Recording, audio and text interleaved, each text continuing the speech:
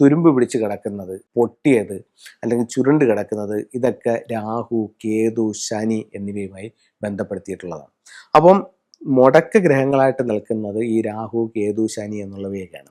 അപ്പം ഇത്തരത്തിലുള്ള ആവശ്യമില്ലാത്തതായിട്ടുള്ള ഈ ഗണത്തിൽപ്പെടുന്ന നെഗറ്റീവായിട്ടുള്ള സാധനങ്ങളെ വീട്ടിൽ നിന്ന് ഒഴിവാക്കണം. ഏഷ്യ ലൈവ് ടിവിയിലെ ഫെങ്ഷു പ്രോഗ്രാമിലേക്ക് ഏവർക്കും സ്വാഗതം.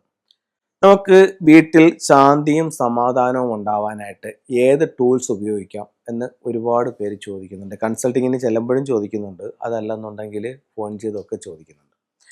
അപ്പോൾ നമുക്ക് ആദ്യം സമാധാനവും സന്തോഷവുമായിട്ടുള്ള ഒരു അന്തരീക്ഷം വേണം.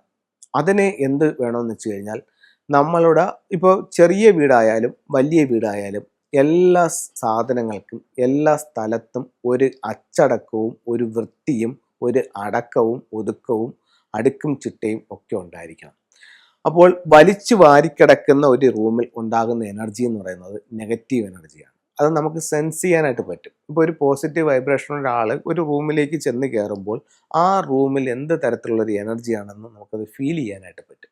അതിന് പ്രത്യേകിച്ച് കഴിവുകളൊന്നും വേണ്ട, നമ്മളത് സ്വയം നിരീക്ഷിച്ച് പോയി കഴിഞ്ഞാൽ നമുക്കത് അറിയാൻ പറ്റും, നമുക്ക് സെൻസ് ചെയ്യാൻ പറ്റും.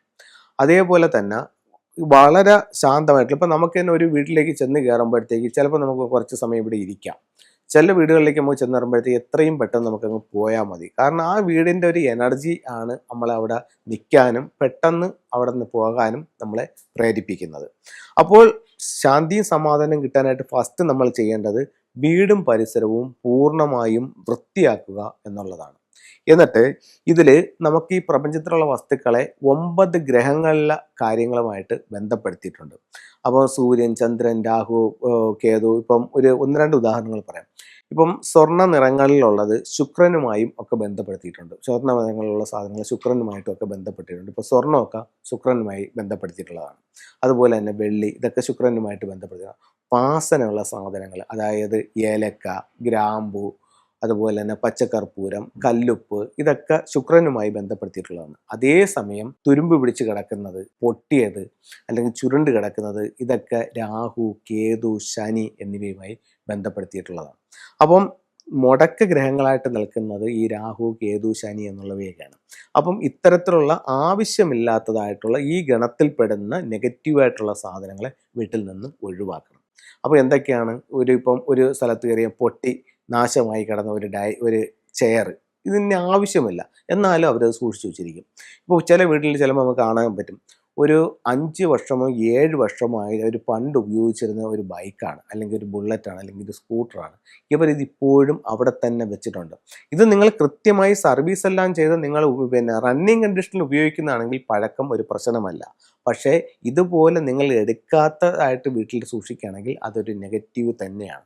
അതുപോലെ തന്നെ വീടിനോട് ചേർന്നിരിക്കുന്ന ഒരുപാട് ഐറ്റംസ്, അപ്പം അത്തരത്തിലുള്ള ആവശ്യമില്ലാത്ത സാധനങ്ങളെല്ലാം വീട്ടിൽ നിന്നും പൂർണ്ണമായും ഒഴിവാക്കണം.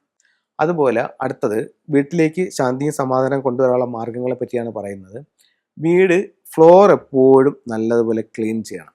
പ്രത്യേകിച്ച് കല്ലുപ്പിട്ടുള്ള വെള്ളത്തിലൊന്ന് തുടച്ചെടുക്കുകയാണെങ്കിൽ ആ ഒരു അന്തരീക്ഷം ഒന്ന് ക്ലീൻ ആവുമെന്നാണ്. അതുപോലെ നമുക്ക് വീട്ടിൽ സൂക്ഷിക്കാവുന്ന 1-2 ഫെങ്ഷു ടൂളുകൾ ഞാൻ കാണിക്കാം. ഇത്തരത്തിലുള്ളൊരു ലോട്ടസ്, ഇത് എവിടെ ഇരുന്നാലും ഒരു പോസിറ്റീവ് വൈബ്രേഷൻ നമുക്ക് തരും. അപ്പോൾ ഏതൊരു വീട്ടിലും ഒരു ലോട്ടസ് സൂക്ഷിക്കുന്നത് ഏറ്റവും നല്ലതായിരിക്കും.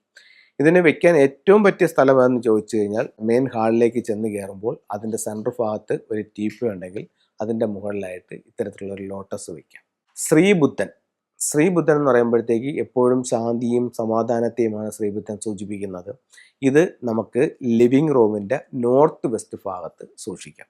വാക്വ മിറർ, ഇത്തരത്തിൽ 8 ദിക്കുകളുള്ള ഒരു കണ്ണാടി, ഇത് പ്രധാന ഡോറിന് വെളിയിൽ നമുക്ക് സ്ഥാപിക്കാവുന്നതാണ്. ഇതിൻ്റെ 2 സൈഡുകളിലായിട്ട് നമുക്ക് ഫ്യൂഡോക്സിന് വയ്ക്കാം, ലെഫ്റ്റും റൈറ്റുമായിട്ട്. സെൻറ്ററിൽ നമുക്ക് വാക്വ മിറർ വയ്ക്കാം, ലെഫ്റ്റും റൈറ്റും ഇതുപോലെ ഫ്യൂഡോക്സ് വയ്ക്കാം. അപ്പോൾ ഇത്തരത്തിലുള്ള ഓരോ സിമ്പിൾസും ഒത്തിരി പോസിറ്റീവായിട്ടുള്ള വൈബ്രേഷനും റിസൾട്ടും നമ്മുടെ ജീവിതത്തിലേക്ക് കൊണ്ടുവന്ന് തരുമെന്ന് ചൈനീസ് വാസ്തുകലയായ ഫെങ്ഷു പറയുന്നു.